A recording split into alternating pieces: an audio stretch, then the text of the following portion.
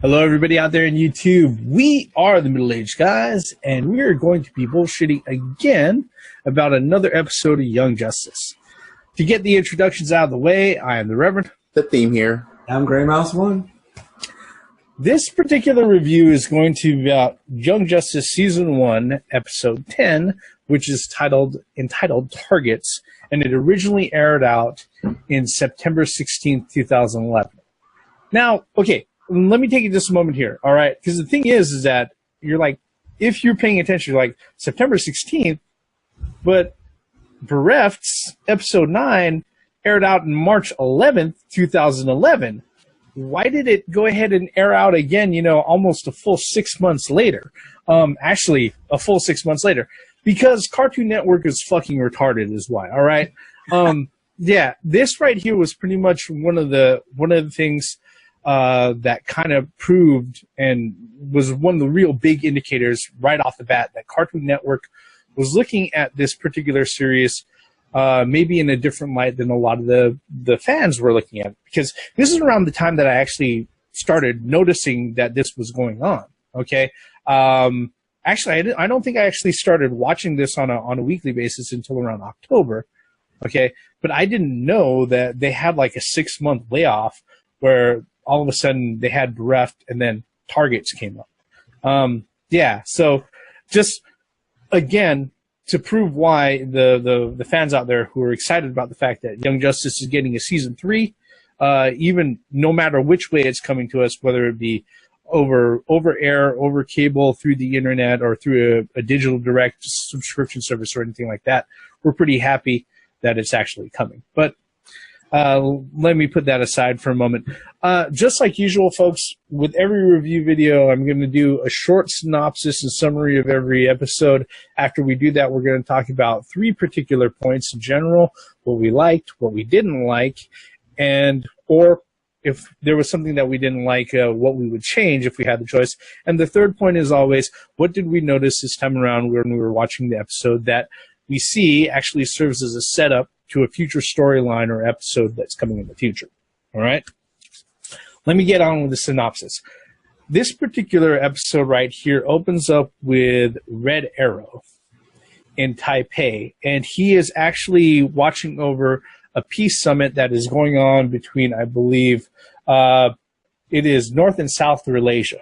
Okay, the 2 different leaders of each of the individual countries are coming to the point where if they do not sign this peace summit, basically they're ready for all-out war between them, and that will just completely destabilize the area and everything politically and militarily, right?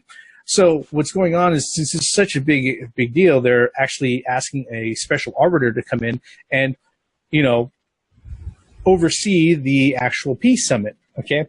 Well, Red Arrow has gotten tipped off that the League of Shadows is sending an assassin to go in and assassinate the arbiter who's supposed to take care of the whole peace summit proceedings and possibly maybe do damage to either the leaders of the North Malaysia or Southern Malaysia. Turns out the arbiter is none other than Lex Luthor, okay? He's no hero, definitely a well-known villain. He just happens to be on the side of the angels this time. And even though Red Arrow foils the attempt of Cheshire to kill Lex Luthor the first time around, he decides to go ahead and stick around to make sure that the League of Assassins doesn't, or the League of Shadows doesn't send more assassins, which they probably will, to go ahead and upset the peace summit. In the meantime, the rest of the team, or at least with Superboy and Miss Martian, they are experiencing their first day at school, in which case it turns out to be a very big learning experience for both of them, considering that one is a Martian, the other one is only 6 months old, literally, and neither are very socially adjusted, and they go out throughout the day experiencing all the sorts of high school angst and shenanigans that only teenagers could get into. All right. In the meantime, back in Taipei, Red Arrow soon figures out that he's over his head, and even though he doesn't want to, he actually calls for help. And what happens is that he calls up Aqualad to go ahead and help him out there in Taipei. Aqualad arrives, and during the time that he is there, they, of course, Cheshire again attempts to go ahead and assassinate Lex Luthor after breaking out of prison with the help of Sportsmaster, who teams up with her to go ahead and lead the League of Shadows charge on Lex Luthor again. Aqualad and Red Arrow are there to go ahead and fend them off. They pretty much keep everybody safe until one of the League of Shadows assassins is left. And when that last assassin goes ahead and makes a charge at the two leaders of North and South Malaysia, Lex Luthor orders Mercy to go ahead and subdue the attacker. Mercy shows off everything that she's armed with, literally, and that completely impresses the North and South Malaysian leaders, and then they agreed to the peace accords, which leaves a really, really sour taste in Red Arrow's mouth. But as Aqualad says, hey, this is something that we wanted. During the time, though, there's some seeds of doubt as far as the members of the team. Sportsmaster, during the battle, has suggested to Aqualad that they've got a mole in their midst that's feeding them a lot of information, of which he actually goes ahead and reveals some very intimate details that, unless somebody knew what was going on with the team, wouldn't know that otherwise. So that also starts planting a seed of doubt within Aqualad, and also something that's going to be carried on into the future episodes as far as how he deals with the team. I think that's pretty much for now, right? Yep. As far as the synopsis goes? Yeah. If I know there's like a few other details and everything else, I'm pretty sure we're going to touch that on this particular review. And if you really want to, go out and see it yourself. I really suggest that. But that brings us to our first point. Guys, Season 1, Episode 10, Targets. What did you like about this particular episode? Okay. With this one, I just like the Lex Luthor. And the character development of the story, the character development, the reactions between the characters. But what stands out to me is definitely Lex Luthor. That's the Lex Luthor that I know. That's the Lex Luthor that I can relate with. He's cunning. He's intelligent. He's sly, and just that's Lex, And then you kind of took a little bit of my thunder during your synopsis, because I was going to mention that it just so happens that I'm on the side of the angels. When he said that, hey, I'll say I'll admit I'm no saint, but just so happens that this time I am on the side of the angels. Or is he, is the question that we have here. But I love that whole development, how they put Lex Luthor in there. And I think that Lex Luthor would be the only figure that could have done the arbitrator for the North and South, what do you call it? What was it? Relations. Yeah. Relations. And I also like the fact that it kind of relates to what happens in the real world between North and South Korea. They're technically still at war. They want them to sign a peace treaty. So I liked how they took real world and they just created their own country or whatever. So, and it's just really interesting that Lex is the peace person. It's like putting Dennis Rodman as the peace person between North and South Korea. I'm just saying, Anyway, that's what I really liked about the episode. Theme, what about you? Lex Luthor was one, because as you said, he was actually fucking Lex. You couldn't watch this and be like, man, that ain't Lex Luthor. This is garbage. Nope, click. No, this is Lex Luthor, okay? I like the fact that, okay, besides being superheroes, they had to make it seem like these heroes had normal lives that they had to freaking deal with. Mm-hmm. Superboy and Miss Martian actually start school. And Superboy, as soon as he saw people having big S's on their chest, he wasn't happy about that. Then, Mal Duncan, Bumblebee, the Bumblebees, okay. I was like, that's kind of interesting because, all right, that's cool. Superboy and Miss Martian in class. It's like, and Superboy actually has an alternative name, a secret identity, as you will, that was given to him by both of the Martians. And of course, okay, Connor Kent is his name now. One is going to be explained later, but we all know what Kent came from, but it was misinterpreted by Miss Martian herself. Yeah. Yep. I mean, wait, but she didn't know. She didn't know. Martian Manhunter was like, how about Kent? And as soon as you do that, you're like, oh, okay. Yeah, Superboy, his last name is Kent. Okay. Yeah. Besides the battle with the between Aqualad and Red Arrow and the Shadows and Cheshire and Sportsmaster, I really like the school scenes. Yeah, I have to say that like I said, I don't want to seem like I'm out of place or anything, but what's funny is that with a lot of these particularly really good episodes with a lot of action, with these great fight scenes and everything else, although I was thoroughly entertained by Cheshire doing her best Chun-Li impression during the fight, during the Peace Summit and everything else. Like I said, I am so intrigued on just watching these heroes try to lead normal lives. All right, the fact that right now Superboy he doesn't get the nuances of sarcasm or illusion or anything like that. If somebody makes any sort of anecdotal reference or stuff like that, he's almost like Drax the Destroyer from Guardians of the Galaxy right now. Okay, yeah. Where, but the thing is that he's learned enough to know that not everything is literal, and it is, and there's this great balance between him and Miss Martian, where he is just with him, his first impulse is to do whatever fucking pops into his head. All right. If there's something that happens and he feels like he's got to act on it, he's just going to act on it. Okay.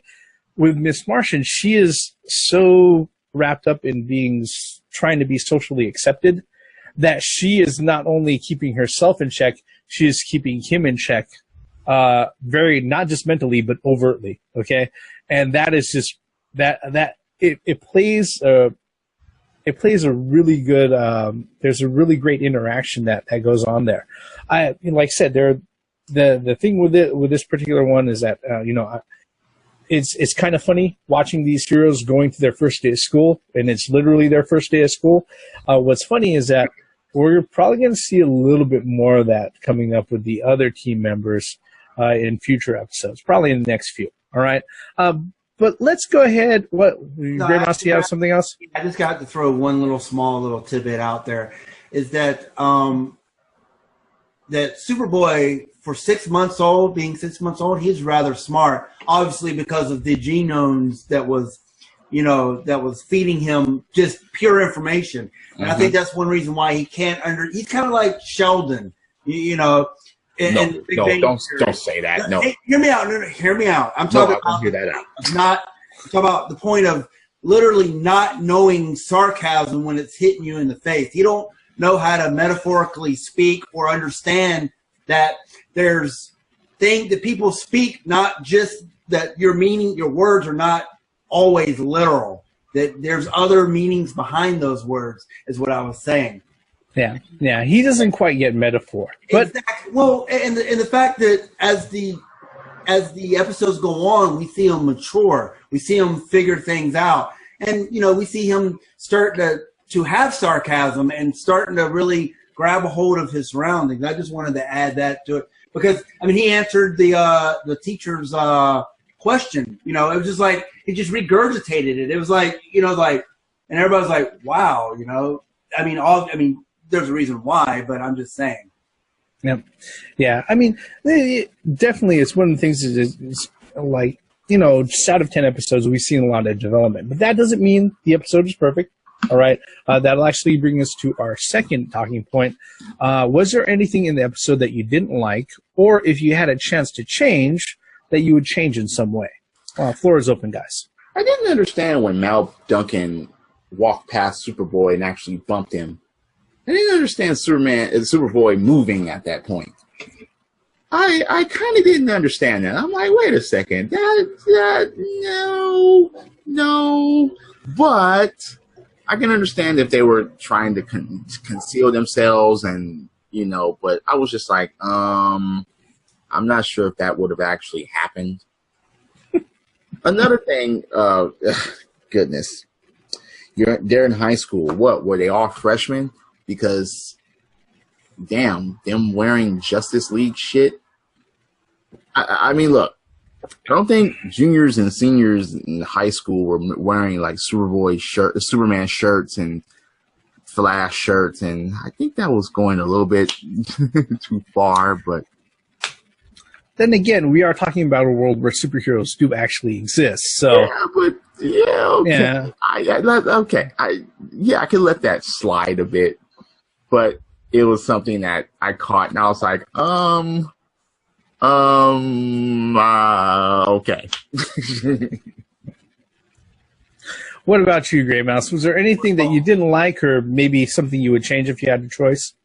To add to what the theme just said, I was one of those type of high schoolers that did wear comic book shit, and I didn't give a fuck. I was my own person. I didn't care what anybody thought of me, and I was just me. So yeah. Anyway, I don't know if this was a direct stab at Marvel or not, but this is just, I'm nitpicking here, is that I'm tired of the same first name and last name start with the same letter. You know, Jameson, you know, all these, you know, Peter Parker. I don't know if that was a stab at Marvel in this particular one or not, because there was a sly comment that one of the guy on the skateboard at school was saying. But the alliteration, I get it. Yeah, exactly. And I was like, is that a stab at Marvel there? You know, I mean, correct me if I'm wrong, because DC doesn't do that too often, do they? Or no, they do it enough. Basis? No, they do it enough. I mean, not as so much. much.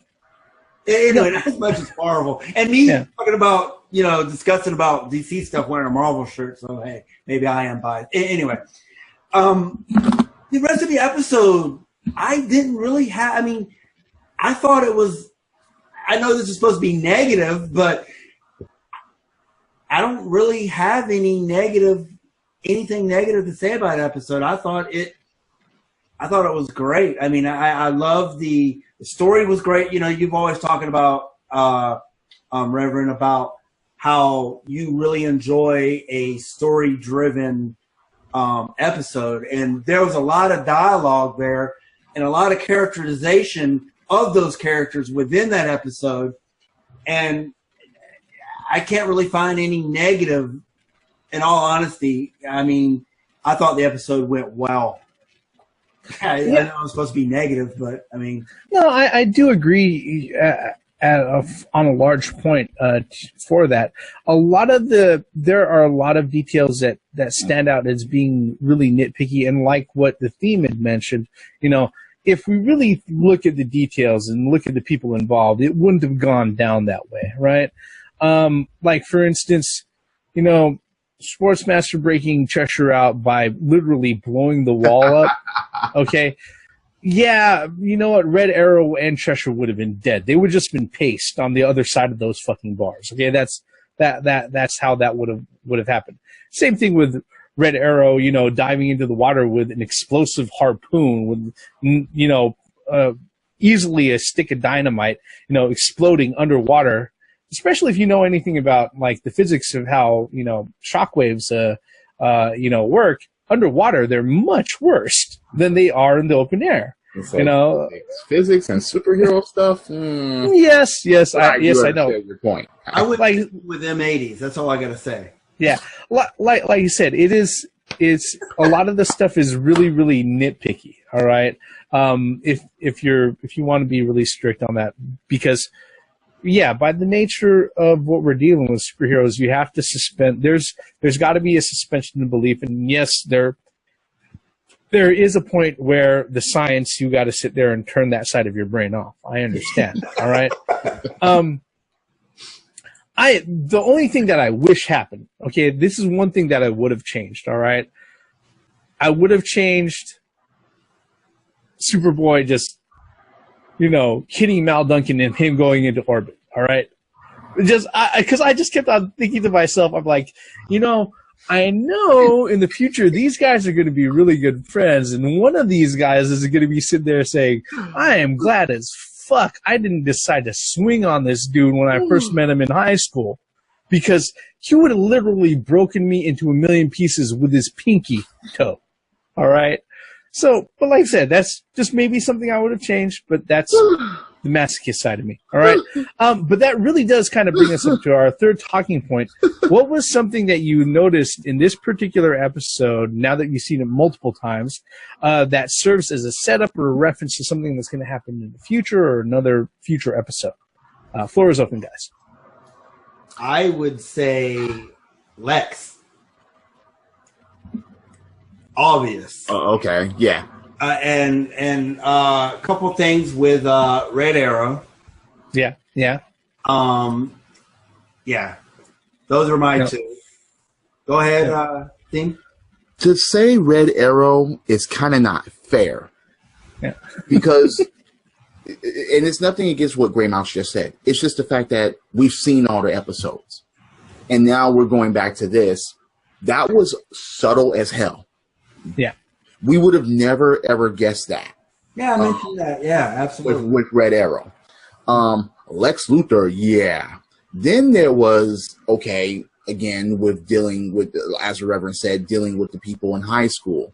You know damn well that these people are going to be integrated within superhero lives. Certain ones are. Yep. Which, once again, isn't fair.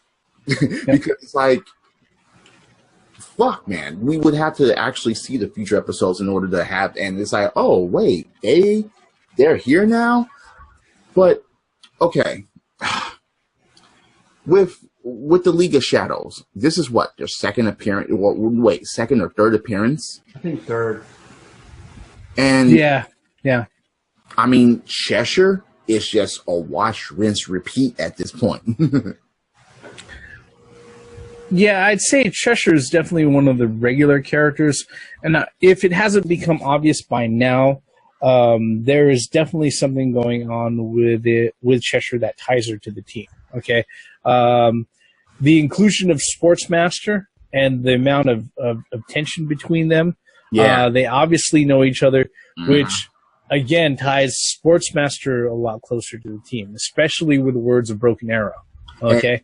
And and the last thing I want to say is that when Sportsmaster actually talked to Aqualad, putting in the seeds of doubt. Yeah. As far as saying, okay, yeah, there's a how do you think we got this information? So he put the seeds of doubt as far as there being a mole in their team, and it's like, oh shit. So where's this going to go? We know that there's a connection between Artemis and Cheshire. Yeah. Yep. And Cheshire is here at this time. So that would arouse some suspicion, and putting in those seeds of doubt. Then you can't really trust Superboy because they broke him out of Katniss, which was controlled by, again, that's going to lead up to something. Yep. Yeah, I'd have to say, as far as it goes, definitely the whole thing with the seeding, laying down the seeds of, hey, look, there's a mole in your team and everything. That is something that plays out completely. Yeah, I mean, it really doesn't wrap itself up until like episode, I think, 24 or 25 of the original 26. Yeah, it doesn't wrap itself up until like literally the second to the last episodes of the first season. Mm-hmm. So that's something that does play into a lot of this stuff. Now, I do love the fact that they went ahead and they dropped Mal Duncan in. They dropped Karen Beecher, which is Bumblebee.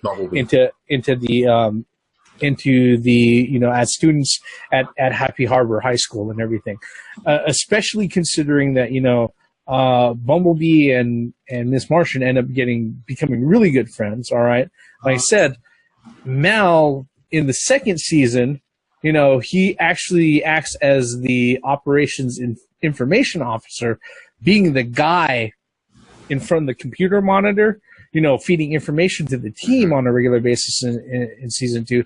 So yeah, they're definitely, these are types of things that are, definitely crumbs in the trail for you to follow. I think the crumbs are more the whole thing about sowing the seeds of doubt that somebody's a mole in the team. It wasn't but it wasn't just Mal Duncan. The teacher is part of that too, right? I think he plays a little bit in the second season, but I can't remember why off the top of my head right now. Yeah, because I think that he was an actual part of that. One thing that I didn't understand. Okay, look, there are heroes. Miss Martian, okay, yeah, she's completely, you can't recognize her as far as being a superhero or a Martian or whatever. But Connor should have put on glasses just like Clark Kent. You see this boy out there. No, I disagree on that. Wait a minute. So what's the difference between him and Superboy at this point? That's the whole point. They want to separate the characterization of Superman and Superboy and their alter egos. I understand what you're saying. Obvious from us. But what if Clark Kent didn't have glasses on? Well, I think a long time ago. I've complained about that ages ago. But, but if you see Superboy doing things out and about, and then you see this dude in school, like, wait a second here. Regardless if you have the S on your shirt or not. No, know. Yeah, but with that particular thing, and I think before we linger too far into this for the rest of the video, all right? Wears glasses. Yeah, with that particular thing right there, I think there's a reason why they have the teens, the young team, actually do most of their work covertly. All right, they're the ones who aren't supposed to be seen in public. All right, and then if you're tying it back to Superman, well, Superman only got famous, out in public as Superman. If he has been successful in actually hiding his secret identity up to now, his life, there probably isn't a lot of, I don't know, pictures of teenage Superman, floating around online or stuff like that. Pretty much the only thing that they really kind of refer to is like, as almost every female has said, referring to Superboy so far, is that boy fine, but he's a freak. All right. That's pretty much how it translates. Well, we've already seen the Superboy in Metropolis on that bridge. There's not footage of that somewhere. So yeah. So to bring this back, I like the end the most as the telltale sign of something going on. Yeah. And I found that very interesting that Lex had that champagne meeting with Raul. How do you say his name? Ra's al Ghul. Oh yeah. I was like, really? And then that last little sentence in the whole episode was, they will all see the light. I was like, and that there in itself, you're like, wait a minute. When they said that, I was like, watching it for the first time, I actually connected that at that time. Not that I've watched this episode several other times before. I was like, wait a minute. Then you start going back, and you're like, in your head, because you're like, wait a minute. Now you're starting to put the voices to the faces, or no, to the images, the static, the images. Yeah. I was like, I caught that right away. So I think that's definitely a segue into the future. That was more, like you said, the Red Arrow was that. I mean, you had to kind of know the future to tell that. But this was right there in your face. This was like, it was right there, you know, especially that last line in the episode, talk about they will see the light, or something to that effect. Well, you know, those particular members of that group were going to step, you know, no pun intended, but they were going to step into the light sooner or later. All right. You know, and I think when it happens, they literally say that they came out and they stepped into the light, you know. But with that, it only makes sense. I mean, literally, they're not just the biggest foes, like, you know, some of the pillar members of the Justice League, but probably to the Justice League as a whole, you know. So again, it makes sense. All right. Let's go ahead and let's wrap this particular one up. Like I said, last part, on a scale of yay, nay, or meh, what is your rating of this particular episode? Gray Mouse, you go first. Yay, nay, or meh? Me first. I'll say yay. So now we see 3 of the light. We've seen Witch Boy, Lex, and Old Boy. Yep. Ra's al Ghul. Yep. Wait. Yeah, that's it, right? Yeah. 3 of them. That's 3. Yep. Yeah. So definitely a yay for me. Yep. What about you, Theme? Yay, nay, or meh? Yay. Come on. To see a couple of heroes go to school and the battle taking place at the same time, Lex Luthor being Lex Luthor and being at the center of all of that, and Mercy. You barely hear about her. I mean, damn, and now she's a badass with her arm. Yeah, okay. Yay. Definitely. And then the Seeds of Doubt thing at the end to keep the story going. Ra's al Ghul with Lex. Definitely a yay. Yep. I would have to go yay also. No surprise, right? Yeah, like there is so much going on in this particular episode. There's the sort of interwoven storylines and connections that they made with all of the particular characters that are involved in this particular episode not only became broader, but they also became tighter with what happened, you know, how they carried things out. The whole thing with, you know, soon to be revealed that Artemis is, you know, Cheshire's, you know, sister, and that guess what? Sportsmaster is their dad. You know, and this is one thing that I gotta say, you know, with everything all considered, they actually did a really good job in making Artemis look biracial. Okay, if you start looking at the details between their normal Caucasians and then also their Asians, the way that they go ahead and they design them in the show, they did really well. All right. There's that, and there's also like I said, you know, there's a lot of action going on. You know, Cheshire doing her best Chun-Li impression. All right. The fact that they went out of their way and they showed that Sportsmaster wasn't some just gimmicky laughed at punk that we've seen in other animated episodes in other previous you know, WB or DC animated series. You know, was definitely refreshing. It was like, oh, this is the reason why, you know, he's somebody to be afraid of. And yes, I can take him seriously as a threat and all of that. Yeah, there was a lot going on in this particular episode.